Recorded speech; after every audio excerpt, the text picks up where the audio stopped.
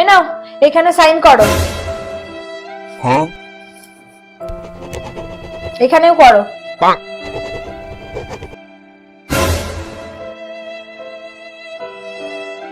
বলছি যে তুমি ওটা কি কাগজে সই করালে, কি লেখা আছে ওটায়? এতে লেখা আছে যদি কোনো কারণে তোমার মৃত্যু হয় তার জন্য তুমি নিজে দায়ী থাকবে।